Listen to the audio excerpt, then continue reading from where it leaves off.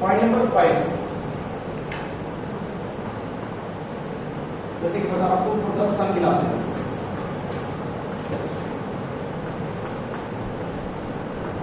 Sun glasses में और specs में जो डिफरेंस है वो डिफरेंस ये है कि सन ग्लास में या तो मिलेगा कन्वेक्स लेंस या कौन सा मिलेगा कॉन्केव लेंस। तो जैसे कन्वेक्स लेंस है, ये कन्वेक्स लेंस है, तो उसका रेडियस ऑफ कर्वेचर मिलेगा वो किस साइड मिलेगा, इस फेस का, तो और इस फेस का इस साइड मिलेगा। यानी इधर वाले का जो रेडियस है उसको r1 लिखते हैं ना, वो प्लस आ रहा है, और इधर वाले का क्या मिलेगा माइनस, ऐसा तो होगा। कॉन्केव हो जाएगा तो उसमें क्या होगा, ये पहला वाले फेस का रेडियस इस साइड आएगा, तो पहला वाला जो रेडियस होगा वो क्या बन जाएगा माइनस r, और जो दूसरा होगा वो क्या बढ़ेगा प्लस r। लेकिन अगर सन ग्लासेस अगर हुई तो सन ग्लासेस अगर आप देखते हो दोनों के दोनों फेस पे एक ही साइड में कर्व होते हैं, एक ही साइड में कर्व, मतलब उसका जो आगे वाला फेस है वो इस साइड में कर्व होते हैं और पीछे वाले उस साइड में कर्व होता है, और दोनों का रेडियस भी इक्वल होता है। That is equiconvex and that is equiconcave, that are the lens. और जो सन ग्लासेस में है वो लेंस नहीं है, वहां पे वो ओनली क्या कर्व सरफेस होते हैं, बस उनके ऊपर पोलरोइड लगे होते हैं। पोलरोइड मींस जो लाइट की इंटेंसिटी को कम करते हैं उसे पोलरोइड बोलते हैं। अरे ब्लैक कलर या ब्लू कलर या रेड कलर के होते हैं उसका लगा हुआ, अब व्हाइट होता है सन ग्लास, व्हाइट होता है कभी भी, ठीक है, वो कलर होते हैं, तो उन्हें क्या क्या पोलरोइड लगे होते हैं। तो पोलरोइड का काम होने क्या है कि लाइट की इंटेंसिटी को रिड्यूस करना, ठीक है। और जो उसके जो सरफेसेस हैं जो ग्लास के हैं वो कर्व होते हैं, बिल्कुल होते हैं, लेकिन दोनों का जो कर्वेचर होता है वो एक ही साइड होता है, या इस साइड मिलेगा या हमारी आंखें हैं वो साइड मिलेंगे, इस साइड से मिलेगा। इसमें ये सरफेस है, दूसरा सरफेस का कर्वेचर भी इधर ही मिलेगा, इसी के ऊपर ही मिलेगा, मतलब दोनों सरफेस का रेडियस ऑफ कर्वेचर एक ही साइड है और सेम है। तो अगर हम कहेंगे कि इसका सेंटर दोनों का आएगा तो सेम आएगा, अलग आएगा, सेम आएगा, तो इसी का दोनों का r1 का भी इधर ही होगा, r2 भी यही होगा, दोनों के दोनों पे लिख कर लिखेंगे हम। अगर डिसाइड हुआ तो क्या हो जाएगा, दोनों के दोनों नेगेटिव, तो r1 भी हो जाएगा माइनस r और r2 भी क्या हो जाएगा माइनस r। और अगर क्या दिखा इस साइड में है उसका सन ग्लासेस का, तो भाई ये सेंटर हो गया, दोनों का सेंटर एक ही होगा, तो दोनों का जो रेडियस होगा वो भी दोनों का एक ही होगा, r1 भी r होगा और r2 भी r होगा। इन दोनों में प्लस प्लस या फिर दोनों माइनस माइनस। तो इससे क्या फर्क पड़ेगा, इससे फर्क ये होगा according to lens maker formula, हम ये कहते हैं यहाँ पे in the sun glasses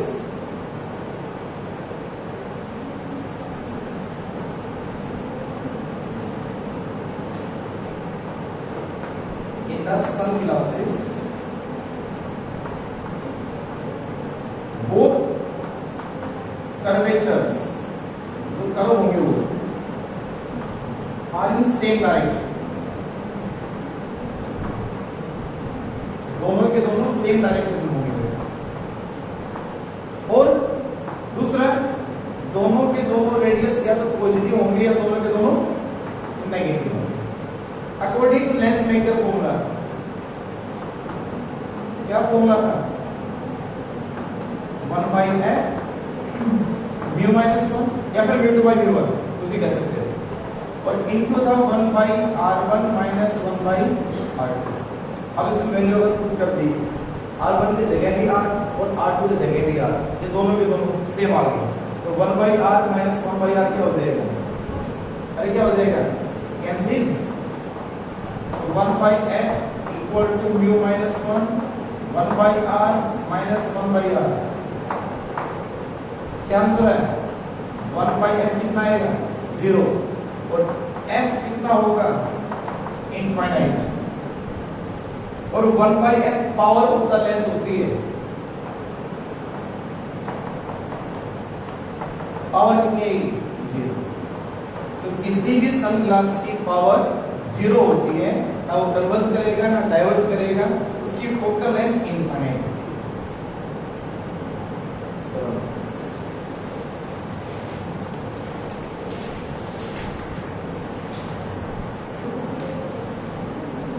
point number 6, अगर कोई एक व्हाइट लाइट 10 में कहते कोई भी पैरेलल लाइट, ये पैरेलल लाइट है और ये पैरेलल लाइट व्हाइट लाइट है।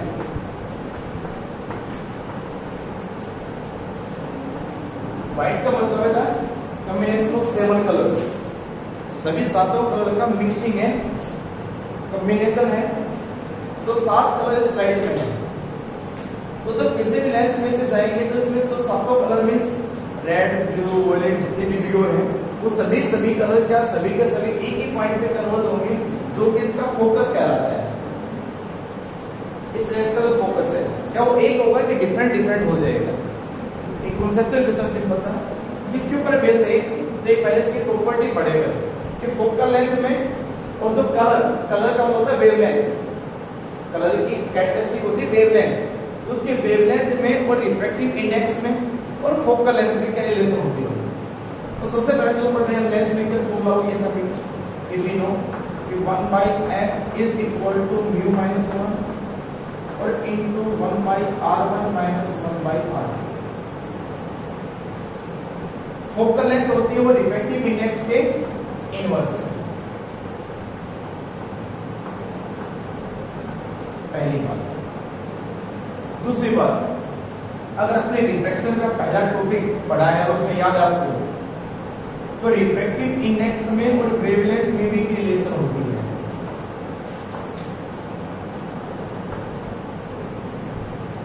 रिफ्रैक्टिव इंडेक्स स्पीड के भी और वेवलेंथ के भी इनवर्स होती है। अगर आपको ये रिलेशन याद हो तो कि mu2 by mu1 is equal to v1 by v2 is equal to λ1 by λ2। ये फर्स्ट टॉपिक करवाया है कि किसी भी मीडियम का रिफ्रैक्टिव इंडेक्स उसकी स्पीड के इनवर्स है। अगर रिफ्रैक्टिव इंडेक्स उस मीडियम का ज्यादा होगा तो उस मीडियम में लाइट की स्पीड कम हो जाएगी और वेवलेंथ भी कम हो जाएगी। जिस मीडियम में रिफ्रैक्टिव इंडेक्स कम होगा उसकी स्पीड ज्यादा हो जाएगी, उसकी वेवलेंथ भी ज्यादा। सीधी सी बात है, ग्लास के अंदर जो लाइट है वो स्लो चलती है कंपेयर टू एयर। एयर में स्पीड क्या होगी ज्यादा और ग्लास में क्या होगी कम, क्योंकि ग्लास का रिफ्रैक्टिव इंडेक्स ज्यादा है तो स्पीड क्या होगी कम होगी और वेवलेंथ भी क्या होगी कम। तो इनवर्स है, डायरेक्ट इनवर्स है, भी वेवलेंथ के भी इनवर्स है और स्पीड के भी क्या है इनवर्स है। तो देखो फोकल लेंथ इस फॉर्मूले से पता चला कि 1/μ है। इस फॉर्मूले से ये पता है कि म्यू इनवर्स टू वेवलेंथ है। तो फोकल लेंथ का वेवलेंथ के साथ क्या रिलेशन है? मैं इस म्यू को 1/λ प्रोपोर्शनल लिख दूं तो फोकल लेंथ क्या आएगा, डायरेक्टली या इनवर्सली? मींस हर एक जो वेवलेंथ इस कलर, हर एक कलर के लिए उस लेंस की फोकल लेंथ डिफरेंट होगी। हर एक कलर के लिए उस लेंस की फोकल लेंथ क्या हो जाएगी डिफरेंट। अगर अब जब पढ़ते हैं जो डेरिवेशन करते हैं ना, lens formula, lens maker formula जो भी क्या था, वहां पे एक सिंगल कलर लेते हैं, एक सिंगल कलर, उसमें उसकी क्या कैरेक्टरिस्टिक एक ही कलर मींस मोनोक्रोमेटिक।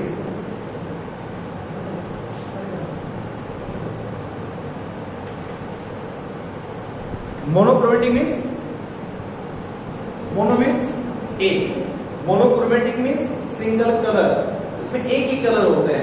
तो जो हमने लेंस मेकर फॉर्मूला किया था और उसके बाद करेंगे लेंस फॉर्मूला, उन सभी के अंदर ओनली एक कलर यूज किया जाएगा, चाहे कोई भी एक कलर होगा, चाहिए वो व्हाइट कलर नहीं होगा, क्योंकि व्हाइट कलर में सभी कलर है। और जब सभी कलर यहाँ पे आप छोड़ देंगे कि व्हाइट कलर हुआ तो क्या होगा, हर अलग अलग पॉइंट के ऊपर लाइट कन्वर्ज होगी। ये जो प्रॉपर्टी ये होती है बेटा कि कोई भी पैरेलल लाइट, कोई भी एक पैरेलल लाइट अगर यहाँ पे गिरती है तो वो हमेशा उसके कहाँ मिलती है, उसके फोकस पे। कहाँ मिलेगी, उसके फोकस पे। ये बेटी तो अगर एक लाइट का तो फोकस एक फोकस होगा, लेकिन जब डिफरेंट कलर के लाइट होगी तो क्या फोकस एक ही होगा? नहीं, क्या होंगे अलग अलग। तो focal length directly proportional to the wavelength. अब यहाँ से मैं क्वेश्चन बनाता हूँ, उस क्वेश्चन को बताता हूँ क्या कि मेरे पास ओनली दो कलर है, एक कलर है ब्लू कलर, एक कलर है रेड कलर। व्हाइट छोड़ो, 7 कलर छोड़ो, 2 कलर ले लेते हैं, एक है ब्लू और एक है रेड। ठीक है, ये 2 कलर है, वो इंसिडेंट हुए on a lens which of greater focal length, इसकी फोकल लेंथ ज्यादा या करें कि इसकी फोकल लेंथ कम। ब्लू की वेवलेंथ कम होती है, वेवलेंथ ऑफ ब्लू कलर कम होती है वेवलेंथ ऑफ किससे, रेड से। तो फोकल लेंथ भी कम होगी या ज्यादा होगी, कम होगी, किससे, रेड से। तो बताओ ब्लू पहले कन्वर्ज होगा कि रेड, इसकी फोकल लेंथ कम है मींस वो पहले कन्वर्ज होगा, इसकी ज्यादा है वो बाद में कन्वर्ज होगा। तो भाई एक लाइट यहां कन्वर्ज होगी, एक आगे जाएगी, तो ये जो है ये कौन सा है, ब्लू। ये फोकल लेंथ ब्लू कलर की ये बन जाएगी, ये फोकस, अब जहां मिलता है वो फोकस कहलाता है, लेकिन जो यहां से लेकर यहां तक जो डिस्टेंस कहलाती है वो फोकल लेंथ कहलाती है, स्मॉल, और ये होता है कैपिटल, और ये जो डिस्टेंस कहलाएगी ये फोकल लेंथ कहलाती है, स्मॉल लेटर। तो ब्लू कलर पहले कन्वर्ज होगा, रेड कलर बाद में कन्वर्ज होगा। अगर कोई और कलर होता है येलो कलर, तो फिर येलो तो ब्लू रेड के बीच में आता है ना, BIBGYOR, तो जो येलो आएगा के बीच में आएगा, तो रेड से तो पहले होगा, ब्लू के बाद में होगा। तो ये कॉन्सेप्चुअल विजुअलाइजेशन है।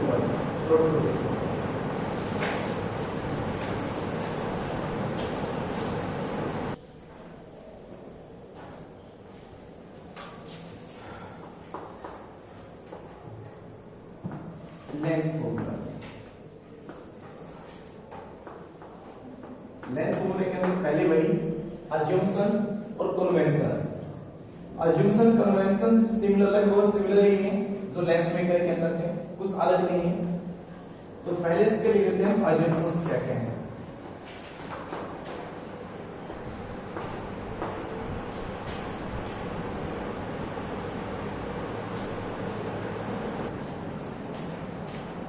लिखो assumptions. Number 1,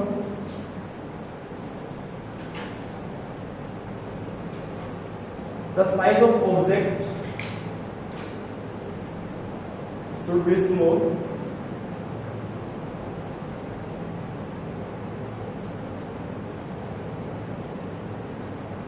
placed on the principal axis,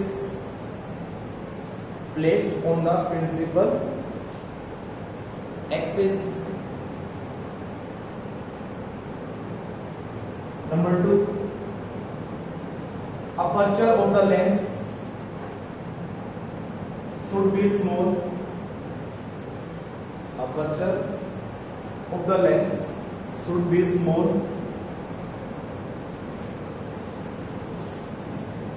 aperture means क्या होता है, डायमीटर। ये लेंस है, इस लेंस का यहां से लेकर ये जो डिस्टेंस कहलाती है, क्या कहलाता है उसका, अपर्चर। हम ये ले लेंगे, हम लेंस की साइज छोटी लेंगे, सीधी सी बात, स्मॉल साइज लेंस यूज करेंगे। तो बस दो अज्यूम्पशन उसके अंदर। उसके बाद लिखा साइन कन्वेंशन। साइन कन्वेंशंस, क्या साइन कन्वेंशंस हम यूज करते हैं इसके अंदर, साइन कन्वेंशंस। तो पहला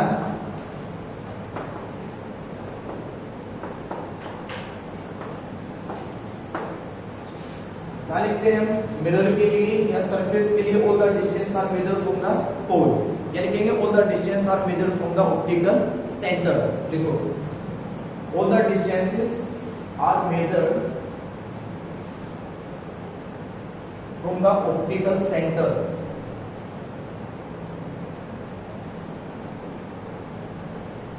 All the distances are measured from the optical center. Number 2,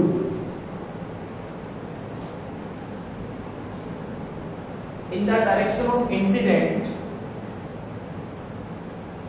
in the direction of incident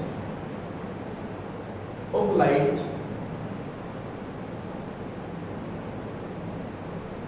all the distances are taken as positive,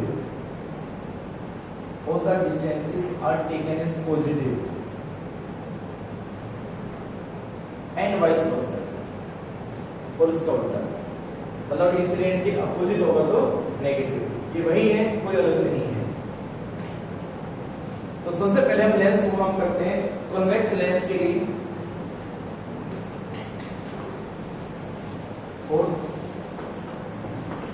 convex lens, और convex lens दो तरह की इमेज बनाता है, रियल भी और वर्चुअल भी। पहले हम कर लेते हैं रियल इमेज, रियल इमेज का डायग्राम, उसका डेरिवेशन। रियल इमेज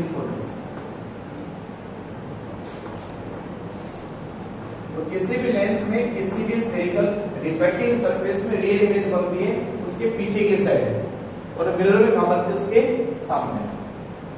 ठीक है, तो रियल इमेज फॉर्मेशन क्या होगी, देखो ध्यान से, पहले एक बार सामने कि सबसे पहले बनाएंगे वही लेंस है, ये लेंस है भाई, ये हो गया उसका प्रिंसिपल एक्सिस, ये उसका हो गया ऑप्टिकल सेंटर। दो फोकस होते हैं, दो प्रिंसिपल फोकस होते हैं, एक लेंस के फोकस इस साइड में होता है, राइट साइड में होता है, और एक इसके लेफ्ट साइड में होता है। इसको डिफाइन कराऊं उसके बाद में लेंस में दो तरह के फोकस होते हैं। अब थोड़ा सा एक्सप्लेन मैं आपको बताऊं एक बार वैसे ब्यूटिकली, इसमें ये है कि एक फोकस तो वो होते हैं जो भी पैरेलल लाइट आ रही हो, लेंस के ऊपर गिर रही हो, या ये कह सकते हैं जिन रे का ऑब्जेक्ट इनफाइनाइट पे हो, वो सभी के सभी रे एक पॉइंट पे कन्वर्ज होती हैं, वो पॉइंट उसका क्या कहलाता है, focus. That is called first principle focus. और उल्टा वही लेंस है, अगर कोई भी रे किसी भी फोकस से अमर्ज होके जा रही है, यानी कि यहां से एमिट हो रही है, निकल रही है हमारे यहां से, तो उन रे का क्या होगा, वो कहां जाएंगी, इनफाइनाइट पे, मतलब वो क्या हो जाएगी, parallel to the principal axis. Means that rays which are parallel to the principal axis converges at a focus, और जो रेज अमर्जेस हो या निकले कहां से, फोकस से, वो क्या हो जाए, parallel to the principal axis. ये कहलाता है फर्स्ट प्रिंसिपल फोकस, और ये कहलाता है सेकंड प्रिंसिपल फोकस। और डिस्टेंस आप देखिए जाए तो किसी भी लेंस के लिए ये जो डिस्टेंस होती है वो सेम होती है, मींस बस इन दोनों का काम अलग अलग है, मीनिंग अलग अलग है, लेकिन दोनों के सेंटर से लेकर इस फोकस तक की डिस्टेंस हमेशा क्या होती है, सेम होती है। ये डेफिनेशन दोनों के लिए लागू है, चाहे कन्वेक्स हो और चाहे दूसरा लेंस बना लो कौन सा, कॉन्केव। ठीक है, तो ये जो फोकल लेंथ है उसके रेडियस पे डिपेंड नहीं करता। जैसे आपको उसमें बताया था मिरर में मैंने कि भाई कोई एक मिरर बना दिया, ये मिरर है, इस मिरर का सेंटर देखेंगे भाई, ये सेंटर इसका यहाँ है सी, तो सेंटर का आधा क्या हो जाएगा, फोकस। ऐसा कुछ नहीं है, ये मिरर में होता है कि रेडियस का हाफ होता है वो फोकल लेंथ होता है। या फोकल लेंथ निकालने का तरीका या लेंस ढूंढना है या लेंस मेकर है।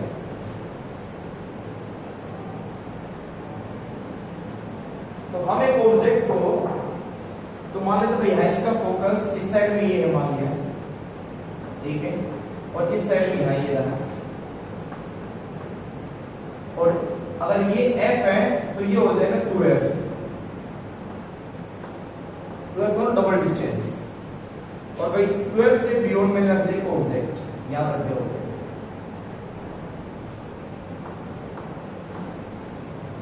यानी जो ऑब्जेक्ट रखा हुआ है, ऑब्जेक्ट प्लेस्ड बियॉन्ड 12, बियॉन्ड 12 से भी आगे हमने एक ऑब्जेक्ट उसको रख दिया है। अब हमें ये देखना है कि इसकी इमेज क्या इसी के बराबर बन जाएगी, इससे छोटी बनेगी, और इमेज कहां बनेगी। तो ऐसे ही f है, ये हो जाएगा 12।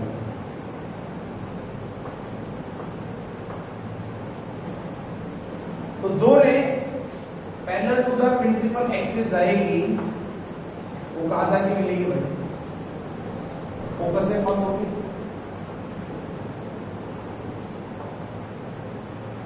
और एक रे मैंने आपको बताया कि जो भी रे उसके ऑप्टिकल सेंटर से जो पास होती है वो रे हमेशा क्या जाती है, स्ट्रेट।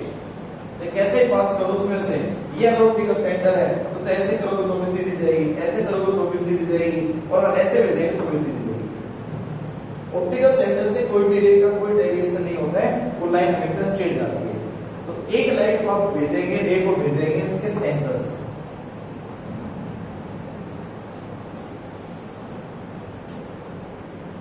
और जहां पे जाके मिलेंगे उसकी क्या बन जाएगी, इमेज।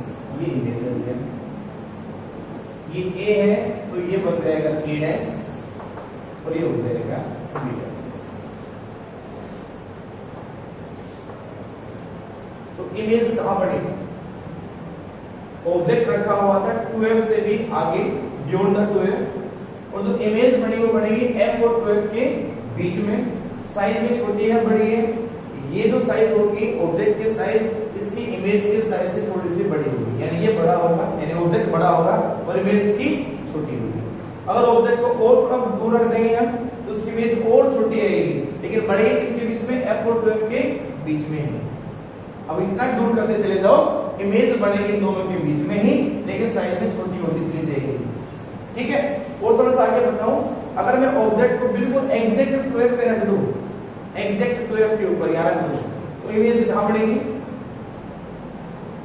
2f के ऊपर कहां बनेगी, 2f पे इन्वर्टेड बनेगी, साइज में सेम बनेगी, बिल्कुल सेम। उसके बाद में अगर रख दूं 2f और f के बीच में, अगर ऑब्जेक्ट रख दूं मैं f और 2f के बीच में, तो इमेज कहां बनेगी, 2f से भी बियॉन्ड, लेकिन साइज में आप बढ़ती चली जाएगी। जितना आप ऑब्जेक्ट को पास लाते चले जाओगे लेंस के, इमेज की साइज बढ़ती चली जाएगी। 2f से पहले रखोगे तो छोटी है, 2f पे रखने के बाद में होगी बराबर, तो 2f से जो पास लाते जाओगे तो इमेज की साइज क्या होती जाएगी, बढ़ती जाएगी। तो जितना पास लाते जाओगे इमेज की साइज बढ़ती जाएगी। तो 2f और f के बीच में अगर ऑब्जेक्ट रखा होगा तो वो जाएगी 2f से आगे, इससे आगे। और अगर f या f से इधर लिया है तो वह उसकी इमेज बनती है वर्चुअल, यानी पीछे नहीं बनेगी, इधर ही बनेगी। अगर रियल इमेज फॉर्म आपको बनानी है, फॉर्म करनी है, तो आपको जो ऑब्जेक्ट रखना होगा वो f से इधर रखना पड़ेगा, f से इधर नहीं, ना कि f पे, f से इधर। अगर मैं f और 2f के बीच में रखता तो वेरिएबल बन जाती, 2f के ऊपर रखता तो वेरिएबल बन जाती, और 2f से इधर होगी तो वेरिएबल बनेगी, रियल इमेज। तो ये रियल इमेज है, नाम डाल दे इसका, बोल दिया ये हो गया AB, मैं इसका नाम दे देता हूं A1, ये A1 है नाम इसका। और डिस्टेंस मेजर करने के लिए मैं एक लाइन खींच देता हूं, इस ऑब्जेक्ट से लेकर यहां तक की जो डिस्टेंस होती है वो कहलाती है U, और ये जो डिस्टेंस कहलाएगी ये कहलाएगी V, और यहां से लेकर इसकी जो फोकल लेंथ है, यानी जो फोकस है, फोकस से लेकर सेंटर तक की डिस्टेंस होती है फोकल लेंथ, तो ये फोकल लेंथ। अब एक सी के लिए बस क्या निकालना है, दो कन्वेक्स के कनकेव में एक ही होगा, एक कनकेव का, तीन डेरिवेशन करने हैं, तीन डायग्राम बनाना है बारी बारी से। डेरिवेशन करने का मेथड एक ही होगा, एक अच्छे समझ लोगे आगे अपने आप कर सकते हो। क्या मेथड होता है उसको देखो ध्यान से। आपको क्या ढूंढनी है, ऐसे सिमिलर ट्रायंगल ढूंढनी है, यानी ट्रायंगल ढूंढनी है जो सेम एंगल बना रहे किसी भी पॉइंट पे। जैसे एक पॉइंट ट्रायंगल है ABC, ट्रायंगल है AB और C, तो C के ऊपर कोई भी एंगल बन रहा है, कोई भी एंगल, ये एंगल मान लो थीटा है, तो इसी C के ऊपर इमेज को लेके भी एंगल होगा और सेम एंगल होगा। ऑब्जेक्ट को लेके C पे एंगल बना है कितना, थीटा। अब इमेज देखो, देखो A डैश B डैश और C, क्या ट्रायंगल नहीं है, A डैश B डैश और C, और ये एंगल और ये एंगल अलग होंगे कि डिफरेंट होंगे, ना सेम होंगे, सेम होंगे, तो ये एंगल भी कितना आएगा, तो इधर भी एंगल थीटा होगा, इधर भी एंगल थीटा होगा। तो पहले मैं थोड़ा सा एक्सप्लेन करके बता देता हूं, उसके बाद अगला करेंगे तो उसको शॉर्टकट से जाना है। क्या कि अगर एंगल दोनों का थीटा है तो मैं दोनों में tan थीटा निकाल देता हूं, एक बार ऑब्जेक्ट को लेके एक बार इमेज को लेके, जो मुझे पहले कोई भी ले। तो from the triangle ABC, tan theta कितना आएगा, tan होता है perpendicular divide by base, perpendicular divide by base, यानी C तक। तो AB डिवाइड बाय BC लिखूंगा, tan थीटा हो गया AB divide by BC। Same ऐसे ही आप tan थीटा लेके चलो A डैश B डैश और C ट्रायंगल के लिए, and from triangle A dash B dash C, उसमें भी थीटा ही है, तो tan थीटा कितना है, एंगल के सामने ये परपेंडिकुलर और ये बेस है, तो A dash B dash divide by C B dash. इसको C B लिखो ना कि BC लिखो, क्योंकि पहला नाम क्या आना चाहिए C। तो इसके लिए क्या आ जाएगा A डैश B डैश और डिवाइड बाय क्या आ जाएगा C B डैश। मतलब ये हुआ ना A dash B dash divide by C B dash. दोनों पे दोनों एंगल सेम है, तो दोनों का tan थीटा भी सेम होगा। From first and second A dash B dash divided by CB dash is equal to AB and divided by CB बढ़ेगा। मैं इस इक्वेशन को ये भी कह सकता हूँ, और A dash B dash divided by AB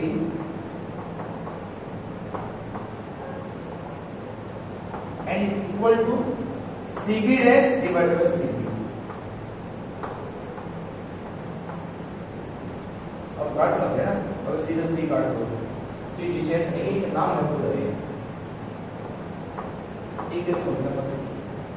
अब जब अगला डेरिवेशन करेंगे ना, तो बिल्कुल भी ना ये लिखेंगे ना ये लिखेंगे ना ये लिखेंगे, तीनों स्टेप बिल्कुल नहीं लिखेंगे, सीधा लिखेंगे क्या कि triangle ABC and triangle A dash B dash C are similar, इनको सिमिलर ट्रायंगल बोलते हैं। जो सेम एंगल एक पर्टिकुलर पॉइंट पे बनाते हो उन ट्रायंगल को क्या बोलते हैं सिमिलर ट्रायंगल। तो A B और C and A dash B dash and C, ये ट्रायंगल तो दो ट्रायंगल है, सिमिलर ट्रायंगल है। और सिमिलर ट्रायंगल का ये रूल होता है कि vertical side by vertical side equal to horizontal side by horizontal side. तो वर्टिकल साइड इसकी कौन सी है A dash by A dash B dash, और इसके वर्टिकल कौन सी है AB, तो A dash B dash divided by AB। फिर उसी इमेज, पहले इमेज लिखो, इमेज लिखेंगे हम, इमेज की हॉरिजॉन्टल कौन सी है CB डैश, और ऑब्जेक्ट की हॉरिजॉन्टल कौन सी है CB, तो CB dash divided by CB। तो ऊपर कोई भी स्टेप बाकी नहीं लिखेंगे, सीधे ये लाइन लिखना स्टार्ट करेंगे यहां से। समझ आई बात कि vertical side by vertical and horizontal bye horizontal, ये किसके लिए इमेज ऑब्जेक्ट इमेज ऑब्जेक्ट, ठीक है। चलो बाकी अब इनके लिए हम कैसे क्या फाइंड करें। अब ट्रायंगल दो ढूंढनी है, सही से बात दो ट्रायंगल ढूंढने हैं, कौन सी, एक लेके NFC का हो गया, अब F को लेके दो ट्रायंगल होंगे, पता कौन कौन से है। इस F को लेके एक तो हो जाएगी A1CF, ये कोई भी एंगल होगा, मान लो कोई भी एल्फा एंगल होगा, और दूसरा कौन सा होगा A dash B dash F, ये भी एंगल अल्फा होगा कि बीटा होगा कि अलग होगा, सेम होगा, सेम होगा, तो ये भी क्या हो गया अल्फा। तो सीधा कह दे इधर triangle A1CF and A dash B dash F are similar. Triangle कौन सी A1CF एंड ट्रायंगल कौन से बेटा A dash B dash F are similar.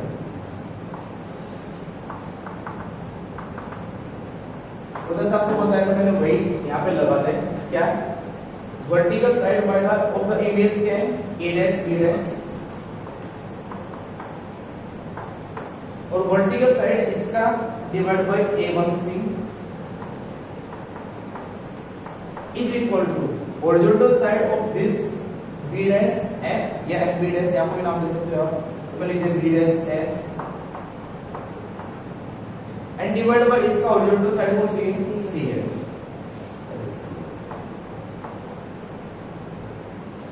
ठीक है, ये आती है इक्वेशन नंबर। अब अगर आप देखेंगे तो A1C, ये जो A1C है वो AB के बराबर होगी कि अलग होगी,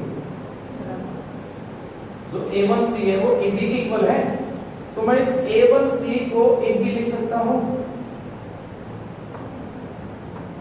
but A1C is equal to AB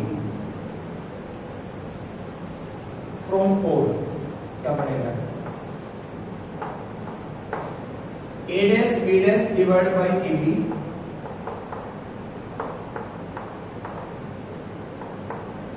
और B dash F divided by CF ये आगे इक्वेशन नंबर 5। अब इक्वेशन 3 में लेफ्ट साइड क्या है a dash b dash divide by b और यहां भी क्या है a dash b dash divide by ab।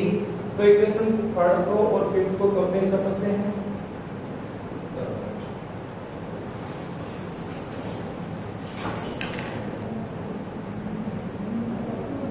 आगे देखो बेटा इक्वेशन 3 और इक्वेशन 5 इनको कंपेयर करते हैं।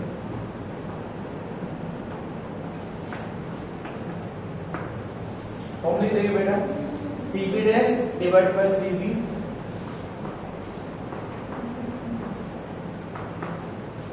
और इज इक्वल टू आ जाएगा B dash F divide by CL।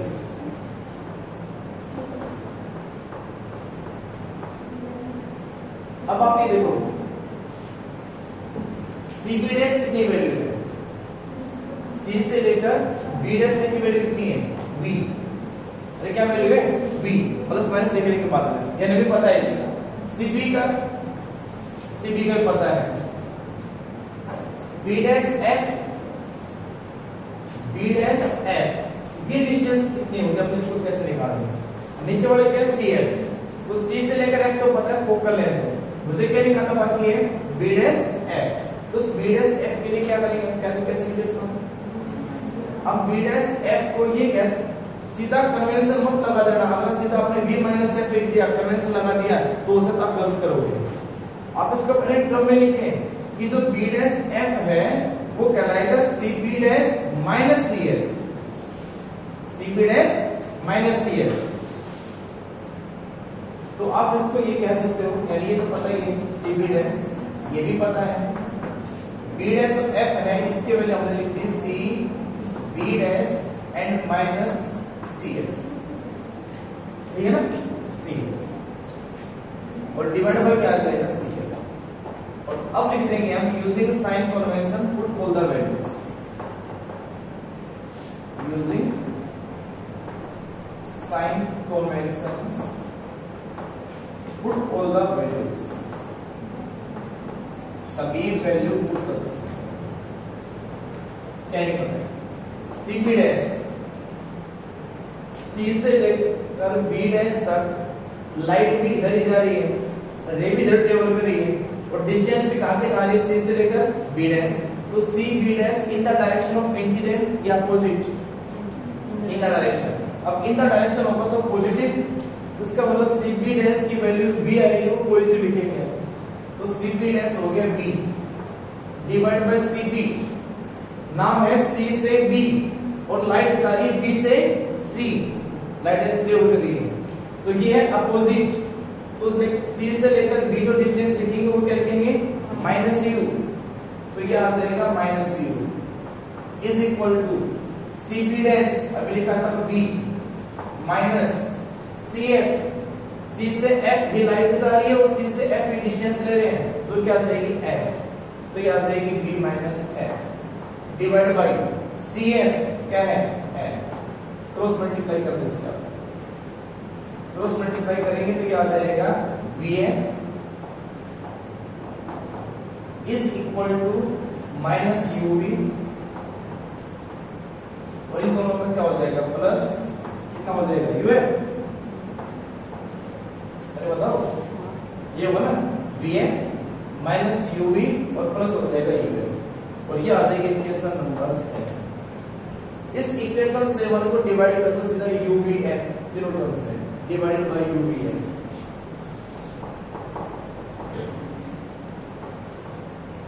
UVF तो बता सकते क्या बनेगा थर्ड इक्वेशन याद रखना काम आएगी तो डिवाइड बाय UVF कर देंगे तो VF तो बढ़ेगा तो क्या बचेगा पहले 1 by U is equal to इसको UVF से डिवाइड कर दो तो क्या बचेगा माइनस 1 बाय F बचेगा। जब इसको uvf से डिवाइड कर दो तो क्या बचेगा? अरे 1 बाई v बचेगा। मैं इस 1 बाई f को इधर ले आऊं, इस साइड ले आऊं, तो ये हो जाएगा प्लस, हो गया। और इज इक्वल टू यहाँ क्या बच गया? 1 बाई v, और इस टर्म को इधर ले जाए तो क्या बनेगा? माइनस 1 बाई, और ये क्या होता है? लेस 1। मिरर फॉर्मूले में, लेस फॉर्मूले में एक ही डिफरेंस है, एक ही साइन का। मिरर में यहाँ प्लस होता है और लेस में यहाँ माइनस होता है।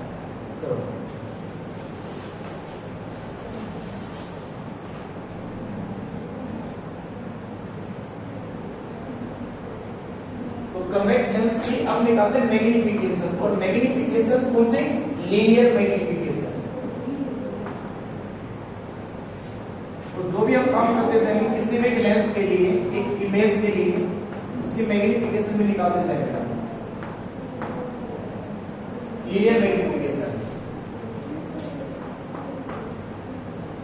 क्या होता है? लीनियर मैग्नीफिकेशन, लीनियर मैग्नीफिकेशन को आप लिखते हैं स्मॉल m से, और इस लीनियर मैग्नीफिकेशन का जो फॉर्मूला होता है वो होता है ratio of height of image to the height of object. Height of image और हाइट ऑफ ऑब्जेक्ट का ratio.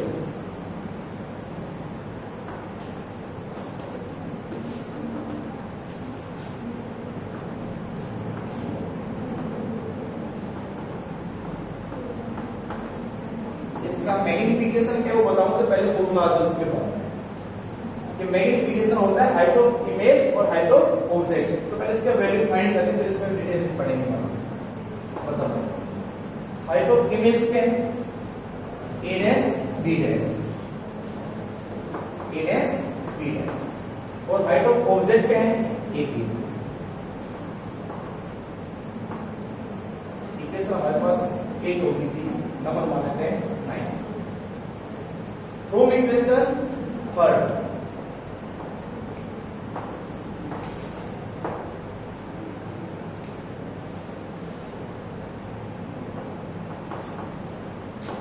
a dash b dash divided by ab, और वो थी cb dash divided by cb। Means इस कंप्लीट फॉर्मूले के लिए complete एक मैग्नीफिकेशन का जो फॉर्मूला बन जाएगा वो क्या बन जाएगा? m is equal to a dash b dash divided by ab and is equal to cb dash। एक काम को पहले इसी से निकालो, कोई जो है नेगेटिव है, फिर करते हैं इसके बाद में।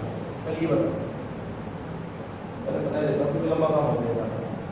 a dash b dash ये जो है ये हाइट ऑफ इमेज है, मैं इसको कह दूं hi। एक काम और लिख लो, उसमें साइन कन्वेंशन में एक साइन कन्वेंशन और लिखेंगे, sign convention number 3।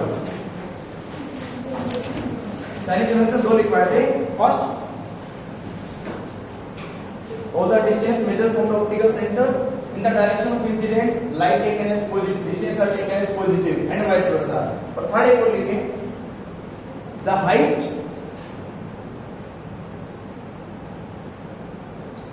below the principal axis, height below the principal axis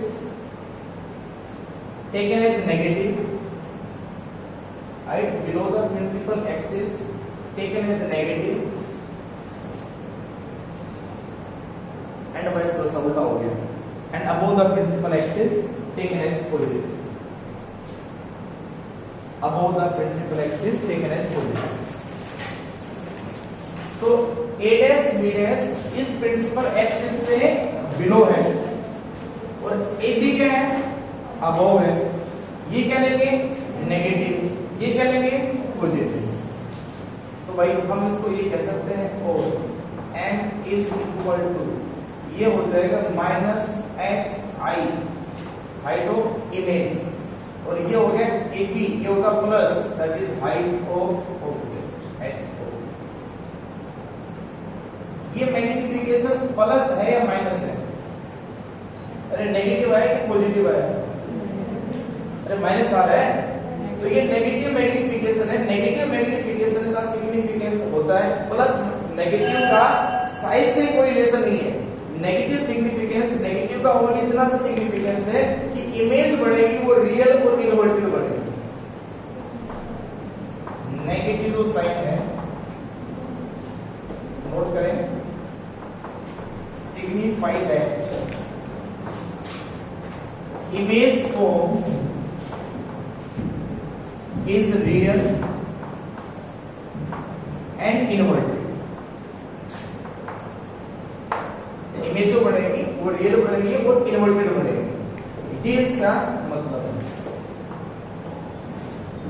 और अगर इसको आप यूनिट फ्रॉम इक्वेशन थर्ड से कंपेयर करते हो, from third equation number third, तो ये जो m बन जाएगा ये आ जाएगा a dash b dash divide by ab,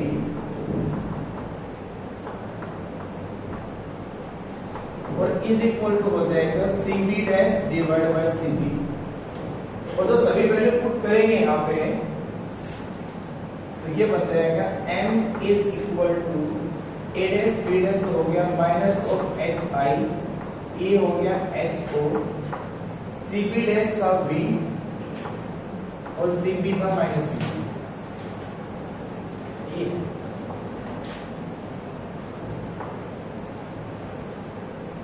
ये है इसका कंप्लीट। तो इतना कर लेना।